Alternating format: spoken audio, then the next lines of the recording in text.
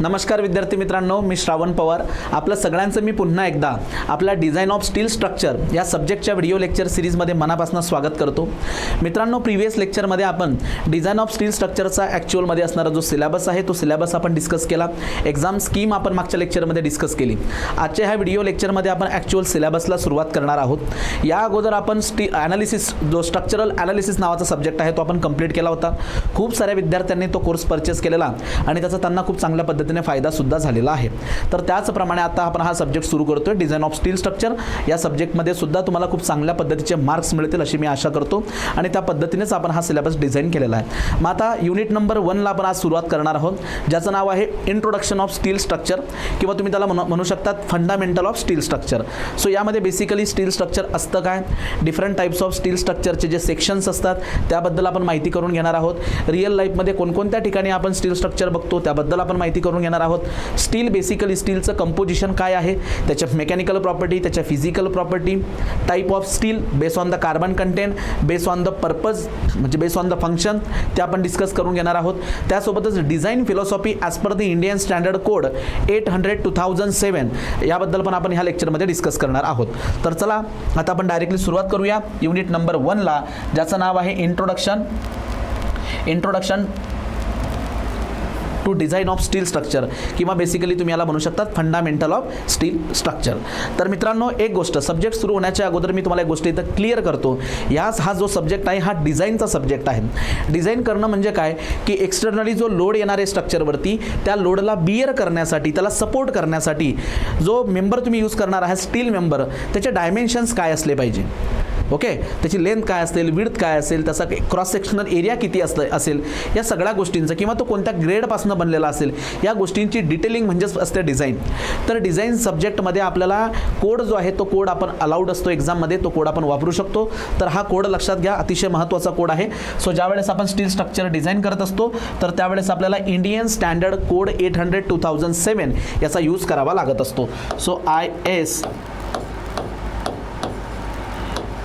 800/2007 आणि ज्यावेळेस आपण रेनफोर्स सिमेंट कॉन्क्रीट ज्याला आपण RCC म्हणतो, RCCचं जेव्हा आपण डिझाईन करतो त्यासाठीचा कोड वेगळा आहे, इंडियन स्टँडर्ड कोड 456/2000. सर हे कोड असतात तर काय, तर मित्रांनो हे कोड एक प्रकारचे गाईडलाईन्स असतात. म्हणजे ह्या कोडमध्ये गाईडलाईन्स आपल्याला दिल्यात की जर स्टील स्ट्रक्चर तुम्ही उभं करताय, स्टील स्ट्रक्चर तुम्ही कन्स्ट्रक्ट करताय तर एक्झॅक्टली आपण कशा पद्धतीने मटेरियल सिलेक्शन केलं पाहिजे, त्याचे डायमेन्शन्स काय केलं पाहिजे आपण, त्याबद्दलचे पूर्ण गाईडलाईन्स या कोडमध्ये असतात. तर आपल्याला हा कोड जो आहे हा कोड आपल्याला नेहमी फॉलो करावा लागतो. तर एक्झाममध्ये हा कोड अलाउड असतो. जेव्हा तुम्ही थेरी एक्झाम लिहितात त्यावेळेस हा अलाउड असतो. पण एक गोष्ट लक्षात घ्या, फ्युचरमध्ये जेव्हाही तुम्ही परीक्षा देणार, जसं की आता MPSCची एक्झाम देताय किंवा इतर डायरेक्ट रिक्रुटमेंटच्या परीक्षा आहेत तर त्यामध्ये हा अलाउड नसतो, हेही तुम्ही लक्षात घ्या. तर याच्यातले काही कोडल प्रोव्हिजन आहेत ते कायमस्वरूपी तुम्हाला पाठसुद्धा करायचे आहेत. वेळोवेळी मी तुम्हाला सांगतच जाईल, त्याबद्दल काळजी करू नका. So it is IS 800/2007. याला म्हणतात code of practice. Code of practice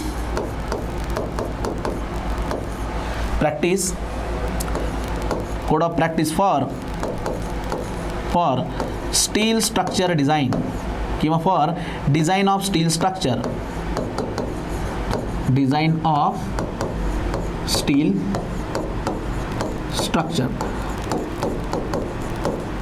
structure. तर याची एक हार्ड कॉपी जी आहे ना, म्हणजे एक सॉफ्ट कॉपी आधी तुम्ही गुगलवरनं डाउनलोड करून घ्या आणि एक त्याची प्रिंट काढून ठेवायची. हार्ड कॉपी नेहमी लेक्चरला असताना तुम्ही ही सोबत ठेवायची आहे. या आपला व्हॉट्सअपचा ग्रुप जो आहे आपला त्यावरती सुद्धा मी अपलोड केलेला आहे, टेलिग्राम ग्रुपवरती सुद्धा मी अपलोड केलेले आहे. सो ती तुम्ही डाउनलोड करून घ्या, त्याची हार्ड कॉपी तुम्हाला जवळ ठेवायची. यासोबत तुम्हाला हा कोड जो आहे code of practice for the design of steel structure, या कोडसोबत तुम्हाला स्टील टेबलसुद्धा जवळ ठेवायचा आहे. Steel table. ओके सर, हा स्टील टेबल काय असतो, तर जेवढेही इंडियन रोलिंग मिल आहेत, ज्या फॅक्टरी आहेत ज्यामध्ये स्टील सेक्शन तयार होतात, तर त्या प्रत्येक स्टील सेक्शनच्या प्रॉपर्टीज याच्यामध्ये दिलेल्या असतात. म्हणजे काय, cross section area, moment of inertia, radius of gyration, त्यानंतर त्यांचा एरिया असेल, CG असेल, या सगळ्या गोष्टींबद्दलची इन्फॉर्मेशन या स्टील टेबलमध्ये असते. तर हा स्टील टेबलसुद्धा तुम्हाला डाउनलोड करून त्याची हार्ड कॉपी सोबत ठेवायची आहे. तर ह्या दोन गोष्टी नेहमी सोबत तुम्ही बाळगा. आता आपण सुरुवात करूया की what is the steel structure. So the structure which is constructed with the help of hot rolled steel section. काय वर्ड यूज केला मी? Hot rolled steel section. म्हणजे काय की फॅक्टरीमध्ये रेडीमेडली अवेलेबल असणारे हे जे सेक्शन असतात, जसं की आय सेक्शन आहे, चॅनल सेक्शन आहे, अँगल सेक्शन आहे, ऑलरेडी ते फॅक्टरीमध्ये तयार केले जातात. हॉट रोलिंग प्रोसेसने ते तयार केले जातात, म्हणून त्यांना हॉट रोल्ड स्टील सेक्शन असं म्हणतो आपण. जे की रेडीमेडली अवेलेबल असतात, ते साईटवरती आणायचे आणि कन्स्ट्रक्शन सुरुवात करायची. खूप फास्ट कन्स्ट्रक्शन होत असतं स्टील स्ट्रक्चरने. अशी बरीचशी एक्झाम्पल आहेत जे तुम्ही डेली लाईफमध्ये बघतात, जसं की इलेक्ट्रिसिटी ट्रान्समिशन करण्यासाठी असणारे टावर्स. तर टावर्स बघा, हे जे पूर्ण टावर्स जे उभे आहेत मित्रांनो, हे कशापासून उभे असतात? हे कशापासून बनलेले असतात? स्टील स्ट्रक्चरपासून, बरोबर. बऱ्याचदा तुम्ही रेल्वेचे ब्रिजेस किंवा रोडवे ब्रिजेस बघतात, तर त्यामध्ये सुद्धा स्टील स्ट्रक्चरचा यूज केला जातो. तर तिथे जे बीम वापरले जातात त्यांना गर्डर म्हणतात. त्यांना काय म्हणतात? गर्डर. नंतर क्रेन्स असतात. क्रेन्स, मोठ्या मोठ्या क्रेन्स असतात, जे की लोडला लिफ्ट करण्यासाठी किंवा लोडला मूव्ह करण्यासाठी हॉरिझॉन्टल डायरेक्शनमध्ये यूज केल्या जातात. तर त्या क्रेनमध्ये वापरले जाणारे बीम, ज्यांना गॅन्ट्री गर्डर म्हणतात, ते सुद्धा कशाचे असतात? स्टीलचे असतात. स्टीलच्या बिल्डिंग्स आपल्याला बघायला मिळतात. बऱ्याचशा हॉटेल्स तुम्ही बघत असणार, तर त्यामध्ये असणारे जे रूफ ट्रसेस असतात ते सुद्धा स्टीलचे असतात. आणि एक सगळ्यात महत्त्वाचं एक्झाम्पल, रेल्वे प्लॅटफॉर्म्स बघा. सो रेल्वे प्लॅटफॉर्मवरती तुम्हाला खूप सारं स्ट्रक्चर जे ते तुम्हाला स्टीलमध्ये बघायला मिळेल. तर हे जे सगळे स्टील स्ट्रक्चर्स आहेत हे कशापासून बनलेले असतात? It is made from hot rolled steel section. मग पुढचा माझा प्रश्न आहे की सर हा हॉट रोल्ड स्टील सेक्शन कशापासून बनला जातो? It is made from mild steel. कशापासून बनतो? Mild steel. मग अगदी तुमच्या मनात प्रश्न असेल की माइल्ड स्टील म्हणजे काय? पुढे आपण डिस्कशन करणारच आहोत. ठीक आहे, पुढे आपण प्रत्येक प्रकारच्या स्टीलला आपण एकदम डिटेलमध्ये स्टडी करणार आहोत. तर आता जे काय आपण डिस्कस केलं मित्रांनो ते लक्षात घ्या. Steel structure, so it is a structure which is made from hot rolled steel section. कशापासून तयार होत आहे? हॉट रोल्ड स्टील सेक्शन्स पासून. ओके. आणि हॉट रोल्ड स्टील सेक्शन कशापासून बनलेले असतात? Hot rolled steel section manufacture from the structural steel. Structural steel. Structural steel म्हणजेच काय? कोणतं स्टील? Mild steel. कशापासून? Mild steel. Mild steel. So most of the steel is the mild steel. जे आहे ते स्ट्रक्चरल स्टील, म्हणजे जे structural steel आहे ते माइल्ड स्टीलपासून बनतं. पुढे एक आणखी स्टील तुम्ही ऐकता, त्याला म्हणतात रेनफोर्सिंग स्टील. रेनफोर्सिंग स्टील जे की RCCमध्ये वापरलं जातं. रेनफोर्सिंग स्टील वेगळं, स्ट्रक्चरल स्टील वेगळं. स्ट्रक्चरल स्टील हे माइल्ड स्टीलपासून बनतं. मग माइल्ड स्टील काय, रेनफोर्सिंग स्टील काय, हे सगळे प्रकार हळूहळू तुम्हाला समजतील. आता तर सुरुवात झालेली आहे. त्यानंतर बघा मित्रांनो, रिअल लाईफमध्ये बरेचसे टाईप्स ऑफ स्टील स्ट्रक्चर तुम्ही डिस्कस करतात, बघतात. तर ते बघा, टाईप ऑफ स्टील स्ट्रक्चरचे काही एक्झाम्पल्स. जसं की मी तुम्हाला म्हटलं आता टावर्स. आता हे टावर्स जे असतात फक्त इलेक्ट्रिसिटी ट्रान्समिशनसाठीच नाही टावर वापरला जात, तर वेगवेगळ्या पर्पजसाठी. खास करून तुम्ही बघा हे बघितले असणार, कधी जर तुम्ही मिलिटरी कॅम्पमध्ये जा, मिलिटरी कॅम्पमध्ये जर जेव्हा तुम्ही एंट्री करतात तिथे एक टावर उभं केलेलं असतं आणि त्यावरती काही लोक हातात बंदूक घेऊन उभे असतात. त्याला ऑब्झर्वेशन टावर म्हणतो आपण. Observation tower. काही टावर विंडसाठी असतात, विंड मिल्सचे काही टावर असतात. सो हे जे टावर जे असतात ना ते कशापासून बनलेले असतात? स्टील स्ट्रक्चरपासून. Roof trusses, bridge, gantry girder, water tank, then chimney, building frame, हे असे त्याचे एक्झाम्पल्स आहेत. यावरती 6 मार्काचा एक प्रश्न विचारला जात असतो एक्झाममध्ये की explain the types of steel structure. Explain the types of steel structure किंवा explain the example of steel structure. तर तुम्हाला ही जी एक्झाम्पल आहेत जवळजवळ एक 6-7 एक्झाम्पल मी इथं लिहून दिलीत. हे तुम्हाला लिहायचे आहेत आणि थोडं 1 बाय 1 त्यांना थोडं डिटेलमध्ये एक्सप्लेन करायचं आहे. ते कसं ते बघूया. चलो. टावर. तर बघा हे टावर तुम्ही बघितले असणार. हा एक ट्रान्समिशन टावर आहे. त्यानंतर हा एक ऑब्झर्वेशन टावर आहे की यावरती उभं राहून आपण काय करू शकतो की ऑब्झर्वेशन करू शकतो. त्यानंतर बघा हे जे टावर जे बनलेलं आहे हे वेगवेगळ्या इलेमेंटपासून बनलं आहे, स्टील स्ट्रक्चरच्या इलेमेंटपासून बनलेलं आहे. ठीक आहे. सो त्याच्यामध्ये काय लिहायचं आपल्याला बघा, त्यामध्ये थेरी काय लिहायची. So the function of the tower is what? To provide the support. तो काय करतो? एक प्रकारचा सपोर्ट प्रोव्हाइड करतो. याचा प्रॉपर पर्पज काय? To provide the support. Example कोणती? टेलिफोन टावर आहे, wind mill tower, observation tower, lighting tower, transmission tower, असे नंबर ऑफ टावर्स तुम्ही बघू शकतात. सो हे एक प्रकारचं स्टील स्ट्रक्चर झालं. पुढे जाऊया. आणि याची जर स्केच तुम्हाला ड्रॉ करायची म्हटली तर आपण स्केच सुद्धा याची ड्रॉ करू शकतो. इकडे लक्ष द्या. तर अशा पद्धतीची एक स्केच जी आहे तुम्ही ड्रॉ करू शकतात. एक रफ स्केच ड्रॉ करू शकतात.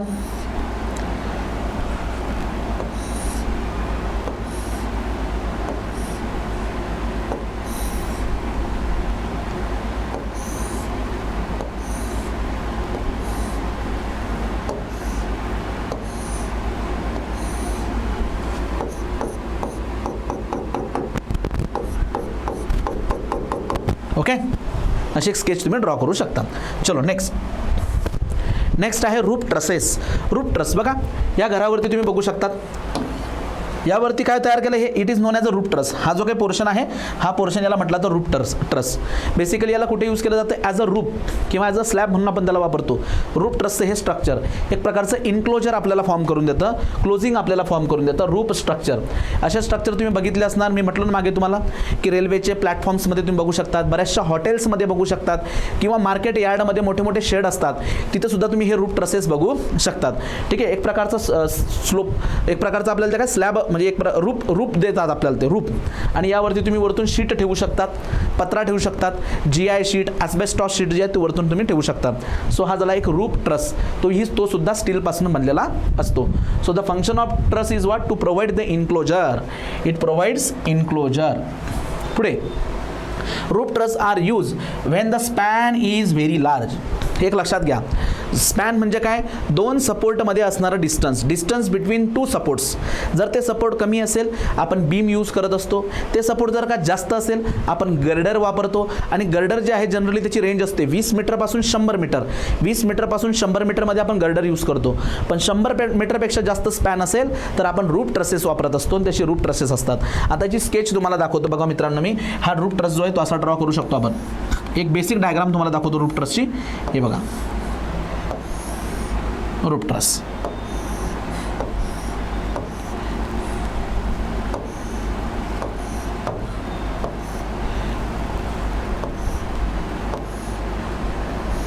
रूप ट्रस ओके. आणि या ठिकाणी प्रोव्हाइड केले सपोज सपोर्ट्स, रूप ट्रस. तर ह्या रूप ट्रसमध्ये असणारा जो प्रत्येक मेंबर असतो हा मेंबर ॲक्झियल मेंबर असतो. कोणत्या प्रकारचा मेंबर असतो, ॲक्झियल मेंबर. म्हणजे काय, त्याच्यामध्ये फोर्स डेव्हलप जो होतो तो ॲक्झियल टेन्शन किंवा ॲक्झियल कंप्रेशन असतो. ॲक्झियल आपण मागे नाही का जेव्हा आपण स्ट्रक्चरल अनालिसिस सब्जेक्ट बघितला तर त्यामध्ये सुद्धा मी तुम्हाला रूप ट्रसेसबद्दल एक्सप्लेन केलं आहे. So it is axially loaded member. प्रत्येक मेंबरमध्ये ॲक्झियल फोर्स असतो, एकतर टेन्शन असेल किंवा कंप्रेशन असेल. There is no bending moment, no shear force. हे तुम्ही लक्षात घ्या. So it is axially loaded member roof truss. ठीक आहे, रूप ट्रस. तर मग हे जे मेंबर असतात ना हे सगळे कशाचे असतात, स्टीलचे असतात. आणि याचा कुठे वापरला जातो आपण, फॉर इन्क्लोजर पर्पजसाठी आपण त्याला यूज करतो. नंतर it is also use when the building is constructed in a area of heavy rainfall. ज्या ठिकाणी हेवी रेनफॉल असेल तिथं स्लोपिंग घरं आपल्याला पाहिजे असतात, तर तिथं तुम्ही रूप म्हणून त्याला वापरू शकतात. आता याच्यामध्ये असे काही मेंबर की ज्यांच्यामध्ये टेन्शन फोर्स डेव्हलप होतो, असे मेंबर की ज्यांच्यामध्ये टेन्शन फोर्स डेव्हलप होतो, ॲक्झियल टेन्शन, तर त्यांना टाय मेंबर म्हणतात. काय म्हणतात, टाय. किंवा त्यांना स्लिंग सुद्धा असं म्हणतात, sling or sling, tie or sling. काही मेंबर असे असतात ज्यांच्यामध्ये कंप्रेशन फोर्स डेव्हलप होतो, त्यांना स्ट्रट म्हटलं जातं. काय म्हणतात, स्ट्रट. आणि हा जो आहे हा एकदम टॉपला बघा, हा एकदम टॉपला प्रोव्हाइड केलेला, it is known as a principal rafter. याला काय म्हणतात, प्रिन्सिपल राफ्टर म्हणतात. सगळ्यात बॉटमला असणारी ही जी लाईन आहे, सगळ्यात बॉटमला असणारी ही लाईन, या लाईनला म्हणतात principal tie. Principal tie okay, tie member. तर हा असतो प्रिन्सिपल टाय मेंबर, हा असतो प्रिन्सिपल राफ्टर. काही मेंबर जे कंप्रेशन लोड घेतात त्यांना म्हणतात स्ट्रट, काही मेंबर जे टेन्शन घेतात त्यांना टाय किंवा स्लिंग असं तुम्ही म्हणू शकतात. यासोबतच अलॉंग द लेंथ पर्लिन सुद्धा प्रोव्हाइड केले जातात. याचं प्रॉपर डिटेलिंग तुम्हाला मी पुढे शिकवणार आहे रूप ट्रसेस चॅप्टरमध्ये. पण हे काही एक्झाम्पल्स लक्षात घ्या जे की स्टील स्ट्रक्चरपासून बनलेली असतात. रूप ट्रस हे आपलं सेकंड एक्झाम्पल झालं. याच्यानंतर bridges. So different types of bridge तुम्ही बघू शकतात. Minor bridge, major bridge, long span bridge, त्यानंतर cable bridge, suspension bridge, cable stayed bridge, असे number of types of bridge आहेत. सो हे ब्रिजसुद्धा स्टील स्ट्रक्चरपासनं लॉंग स्पॅनसाठी यूज केले जाणारे जे ब्रिज असतात, केबल ब्रिज आपण खास करून ज्याला म्हणतो, हे ब्रिज कशापासून बनतात, रूप ट्रसेसपासून बनवले जातात.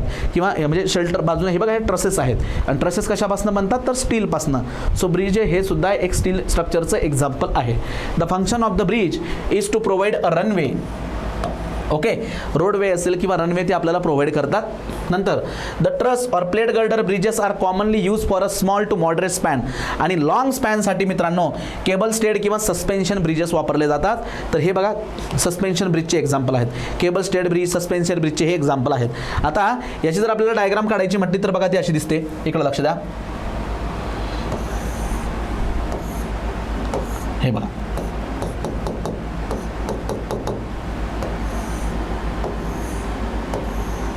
हे बघा अशी डायग्राम तुम्ही ड्रॉ करायची. हा केबल ब्रिज आहे. हा कोणता ब्रिज आहे? Cable bridge. तर या केबल ब्रिजमध्ये हे जे व्हर्टिकल्स दाखवते मित्रांनो, या सगळ्या केबल्स आहेत, स्टीलच्या केबल्स आहेत. यांना म्हणतात सस्पेंडर्स. यांना काय म्हणतात? सस्पेंडर्स. सस्पेंडर्स. आणि हा जो आहे हा आहे कॉलम. हा काय या ठिकाणी? कॉलम. कॉलम. तर मग काय होतं की या डेकवरती मूव्ह होणारा जो व्हेकल आहे त्याचा जो लोड आहे तो सस्पेंडर थ्रू कुठे पाठवला जातो? मेन केबलला. ही आहे मेन केबल आणि मेन केबल थ्रू कॉलम आणि कॉलम थ्रू ग्राउंड. तो सस्पेन्शन ब्रिज. काही केबल स्टेड ब्रिज असतात, असे ब्रिज असतात बघा, cable stayed bridge. It is like this. यांना केबल स्ट्रेड ब्रिज म्हणतो आपण. अशा टाईपचे ब्रिज असतात. हा एकच सपोर्ट इथं असतो बघा असा. It is known as a cable stayed bridge. Okay, याला काय नाव आहे? Cable stayed bridge. ब्रिज. हा कोणता ब्रिज आहे आपला? हा ब्रिज कोणता आहे? Suspension bridge. Suspension bridge. Okay. तर यांच्यामध्ये काय वापरलं जातं? स्टील स्ट्रक्चर याच्यामध्ये यूज केलं जात असतं. Cable stayed bridge, suspension bridge, okay, arch bridge, girder bridge. तर यांच्यामध्ये स्टील स्ट्रक्चरचा वापर केला जात असतो. तर हे झालं एक्झाम्पल नंबर 3 जे की स्टील स्ट्रक्चरपासून तयार करतात. पुढे जाऊया. Gantry girder. Sir what is the gantry girder? हे बघा, तुम्ही अशा मोठ्या मोठ्या क्रेन्स बघितल्या असतील. सो इंडस्ट्रीमध्ये ज्या यूज होणाऱ्या क्रेन्स असतात. Cranes, what is the purpose of the crane? की लोडला लिफ्ट करण्यासाठी किंवा म्हणजे व्हर्टिकल डायरेक्शनमध्ये मूवमेंटसाठी किंवा हॉरिझॉन्टल डायरेक्शनमध्ये मूवमेंटसाठी. ओके. सो व्हर्टिकली लिफ्ट करण्यासाठी, हॉरिझॉन्टल मूव्ह करण्यासाठी आपण काय करतो? गॅन्ट्री याचा वापर करतो, क्रेन्सचा. आणि या क्रेन्समध्ये हे जे मोठे मोठे बीम बघताय तुम्ही, beam. So beams use in a crane, it is known as a gantry girder. काय म्हणतात त्याला? Gantry girder. ठीक आहे. सो क्रेन्समध्ये, इंडस्ट्रियल क्रेनमध्ये यूज होणारे जे बीम असतात त्याला म्हणतात गॅन्ट्री गर्डर. आणि हा गॅन्ट्री गर्डर सुद्धा कशाचा असतो? स्टील स्ट्रक्चरचा असतो. So gantry girder use in a industrial crane. बघा आता तुम्ही, ही एक स्केच आहे. या स्केचमध्ये तुम्ही इथं बघू शकता. हा एक कॉलम आहे मित्रांनो बघा. हा कॉलम आहे, कॉलम सपोर्ट, जे तुम्ही इथं इमेजमध्ये पण बघू शकता. हे column support, column support. Okay. नंतर ही पूर्ण क्रेन आहे. It is a crane. हा पूर्ण क्रेनचा पोर्शन आहे. आणि ह्या क्रेनला सपोर्ट करण्यासाठी या ठिकाणी बघा एक बीम यूज केला आहे. हा बीम यूज केला आहे. मोस्टली या ठिकाणी Indian standard wide flange beam जो आहे तो वापरला जातो. Indian standard wide flange beam जो आहे तो वापरला जातो ॲज अ गॅन्ट्री गर्डर. बघा इथं नाव आहे गॅन्ट्री गर्डर. गॅन्ट्री गर्डर म्हणजे एक प्रकारचा बीम असतो जो सपोर्ट करण्यासाठी यूज केला जातो in case of the industrial crane. So it is again made from the steel structure. ठीक आहे, स्टील स्ट्रक्चरपासून. त्यानंतर हा बघा, हा जो पोर्शन आहे it is for horizontal movement. Horizontal movement of the load, याला क्रॅब म्हणतात. क्रॅब. आणि ह्या आपलं crane. It is a crane. Crane ह्या पद्धतीची मोशन करण्यासाठी असतो. Okay, along the lane. आणि क्रॅब जो आहे तो ह्या प्रकारची मोशनसाठी यूज केला जात असतो. त्यानंतर इथं हुक असतो जो लोडला काय करतो? लिफ्ट करण्याचं काम करतो. सो बेसिकली गर्डर म्हणजे काय? गॅन्ट्री गर्डर म्हणजे काय? So it is the beam, Indian standard wide flange beam use in a industrial crane. आणि हा सुद्धा कशापासून बनतो? स्टील स्ट्रक्चरपासून. तर हे एक चौथं एक्झाम्पल झालं स्टील स्ट्रक्चरचं. So the beam use in a industrial crane, the beam used in an industrial crane is known as a gantry girder. Okay, and the function of the gantry girder is to lift or move heavy material and machinery from one place to other place.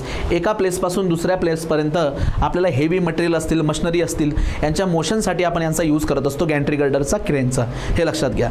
It is again made from the steel structure. पुढे जाऊया. Number 5, water tank. So अशा water tank तुम्ही बघितल्या असणार बघा.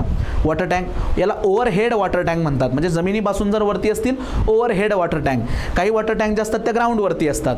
ठीक आहे. काही वॉटर टँक ह्या ग्राउंडच्या खाली असतात, त्यांना अंडरग्राउंड वॉटर टँक म्हणतो आपण. सो अंडरग्राउंड वॉटर टँक, ग्राउंडवरती असणारी water tank, overhead water tank. मग ओव्हरहेड वॉटर टँक जर असेल तर त्याला एक प्रकारचा प्लॅटफॉर्म लागतो. हा एक प्रकारचा प्लॅटफॉर्म लागतो आणि तो कशापासून बनवला? आपण स्टीलपासून. ही टाकीसुद्धा जी आहे टँक ही सुद्धा कशापासून बनवली? स्टीलपासून. So it is a steel structure. हे सुद्धा एक स्टील स्ट्रक्चरचं एक्झाम्पल आहे. नंतर आहे चिमणी. आता चिमणी कुठे यूज केली जाते? खास करून इंडस्ट्रीमध्ये. मोठ्या मोठ्या कंपन्या आहेत, तर कंपन्यांमधून बाहेर पडणारा जो धूर आहे, कंपन्यांमधून बाहेर पडणारा जो धूर आहे, हा धूर खूप वरती हाईटवरती, एका रिक्वायर्ड हाईटवरती सोडण्यासाठी अशा चिमण्या ज्या आहेत त्या उभारलेल्या असतात. याला म्हणतात चिमणी. ठीक आहे. याचा पर्पज काय? की इंडस्ट्रीमध्ये कंपनीमध्ये जो फ्यूम तयार होतो, जो धूर तयार होतोय, याला काय करायचं आहे, एका रिक्वायर्ड हाईटपासून बाहेर सोडायचं आहे.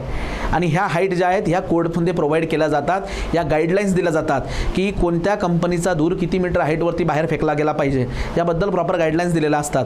मग ती रिक्वायर्ड हाईटवरून त्याला बाहेर टाकण्यासाठी अशा ज्या चिमण्या आहेत त्या उभ्या केल्या जातात. It is known as a chimney. आणि हे कशापासून बनते मित्रांनो, again from the steel structure. So हे सुद्धा एक स्टील स्ट्रक्चरचं एक्झाम्पल आहे. The use of the chimney is to removing the hot gases, hot fume जो आहे तो बाहेर टाकण्यासाठी याचा वापर केला जात असतो. Next, building frame. So industrial building असेल, कमर्शियल बिल्डिंग असेल किंवा रेसिडेन्शियल बिल्डिंग असेल, तर मोस्टली हे असे घरं जी आहेत ना युरोपियन कंट्रीमध्ये मोस्टली स्टील स्ट्रक्चरपासून बनवतात. पण काय प्रॉब्लेम आहे माहिती आहे का, स्टील स्ट्रक्चर जे थोडं कॉस्टली जातं, त्यामुळे आपल्या देशामध्ये इकॉनॉमीचा सुद्धा प्रॉब्लेम आहे. तर त्यामुळे हे स्ट्रक्चर सगळे प्रेफर करत नाही. पण जर का आपल्याला इकॉनॉमीचा काही प्रॉब्लेमच नसेल आणि इंडस्ट्रियल शेड आपल्याला उभारायचं असेल, कमर्शियल शेड आपल्याला उभारायचं आहे, तर तो सुद्धा आपण कशापासून बनवू शकतो, स्टील स्ट्रक्चरपासून. सो एक प्रकारची बघा 1 2 3 स्टोरी ही बिल्डिंग आहे जी की स्टीलपासून बनवली आहे. तर याला आपण काय म्हणतो, बिल्डिंग फ्रेम. मग याच्यामध्ये असणारे हे जे उभे इलेमेंट आहेत ना, उभे element, vertical element, it is known as a column. यांना काय म्हणतो आपण, कॉलम. हे झालेत कॉलम, हे झालेत कॉलम. हे जे उभे इलेमेंट आहेत ना, it is known as what, column. हे झाले कॉलम. आणि जे आडवे असतील ते काय असणार, बीम. कॉलम, हे कॉलम आहेत ज्यांच्यामध्ये कंप्रेसिव्ह लोड असतो. आणि हे जे आडवे दिसत आहे तुम्हाला, आडवे, it is known as a beam. So he building frame. So building frame is again the example of the steel structure. मग तुम्हाला एक प्रश्न विचारला जात असतो एक्झाममध्ये, right a short notes on the steel structure, type of steel structure किंवा example of steel structure. तर त्यावेळेस तुम्ही हे जवळजवळ 7-8 एक्झाम्पल जी आहे स्टील स्ट्रक्चरची ही तुम्ही लिहायची आहेत. 1 बाय 1 त्यांचं फंक्शन लिहायचं आहे. पॉसिबल झालं तर एक स्केचसुद्धा तुम्ही याची ड्रॉ करायची. आता याची जर स्केच आपल्याला ड्रॉ करायची म्हटली तर आपण याची स्केच बघा अशा पद्धतीने ड्रॉ करू शकतो. बिल्डिंग फ्रेम आहे ही.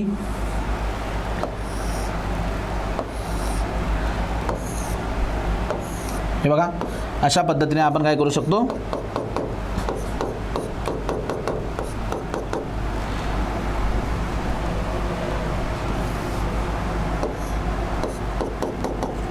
ओके, हे आपण दाखवू शकतो. सो ही बिल्डिंग फ्रेम आहे. यामध्ये एक लॅटरल सपोर्ट म्हणून काही पॅनलमध्ये अशा पद्धतीने ब्रेसिंगसुद्धा यूज केल्या जातात. ब्रेसिंगसुद्धा अशा वापरल्या जात असतात जर रिक्वायर्ड असेल तर, अदरवाईज नाही वापरलं तरी चालतंय.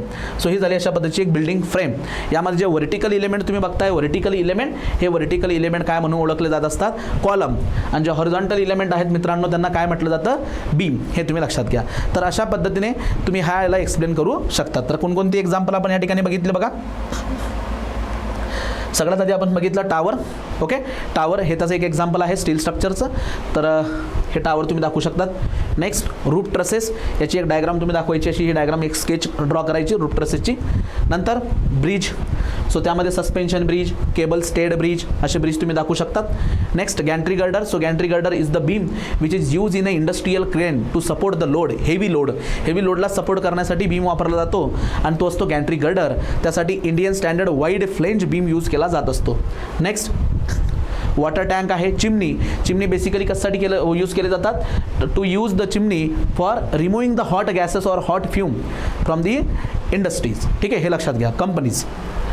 Next, building frame. तर ही अशी स्टील स्ट्रक्चरची एक्झाम्पल्स आहेत. आय होप हे तुम्हाला क्लिअर झालं असावं. एक छोटंसं बेसिक लेक्चर आता मी ह्या ठिकाणी घेतलं होतं. यामध्ये एक 6 मार्काचा क्वेश्चन तुमचा ऑटोमॅटिकली कव्हर होत असतो. यावरती तुम्ही व्यवस्थित कॉन्सन्ट्रेट करा. रिमेनिंग पार्ट आपण नेक्स्ट व्हिडिओ लेक्चरमध्ये कंटिन्यू करूयात. Okay, thank you so much.